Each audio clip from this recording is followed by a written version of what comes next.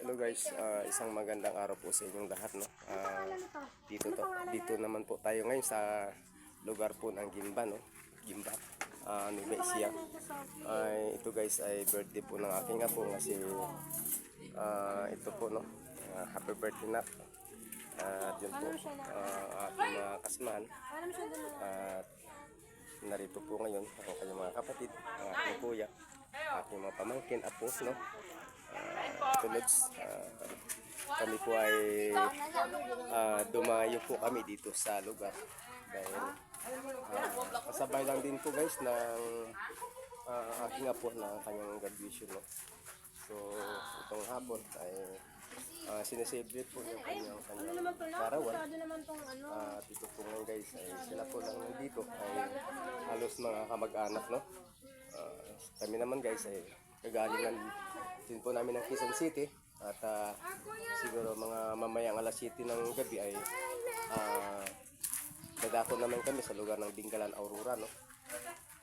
Doon naman din kami doon sa ating pamangkin, no. Kaya sa aking mga friends, no, at sa aking mga kalods, no, maraming salamat na dito pala din kayo sa lugar nitong Nueva Ecija, no. Subalit ay hindi tayo nagkakataon na tayo ay nagtagpo ay dahil yung aming pong pupuntahan kundi yung kaarawan po ng aking apo, no. So napakaganda po ang inyong area dito at magandang mainit na panahon at sa paligid at napakalawak, no.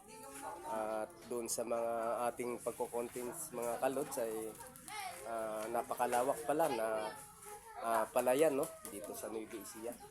At talagang parts po sa ating pagko-content yung sinasabi na hindi lamang po sa ilog at sa mga pools, no, sa mga dagat at sa mga Mount Oro, no, ay parts po ito ng nature, no, palayan at taniman. At makikita nyo marami mga puno tulad ng mga kawayan, no. At ito guys ay simpleng buhay, tahimik ang lugar. Kaya binabati po natin yung ating mga viewers, sa ating mga friends, lalo na po dito sa lugar ng Nueva Ecija na hindi ko po kayo na-meet, no, dahil alam po natin na may mga kanya-kanya din tayo na tinatahak at buhay, lalo na po sa ating pamilya, no. Sa amin naman guys ay ginagawa lang po namin ito parang banding din sa aming mga pamilya na katunayan ay sila po ay mula nung naisilang ay hindi po namin sila na kilala.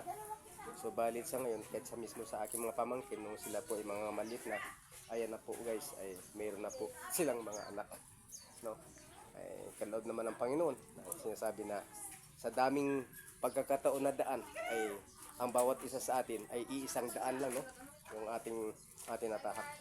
So sa inyo ito po, no, yung ating pamangkin. Ito naman uwi na po kami mamaya sa Dingalan, yung aking apo, no, Silin, aking kuya Rick, at sa aking tiyahin na si Antinonoy Gamayaw, no. Ayun po, no. Salamat. At ito naman guys yung aming mga ito po guys ay mga kamag-anak po ng aking pamangkin, no, sa side po ng lalaki. Sino nga pangalan ng tatay niya? Ha? Oh, no. Guys, hindi ko po pwede i-mention dito kasi yung magulang po ay mayroon po isang position po din sa ating ayusan ng pamalaan.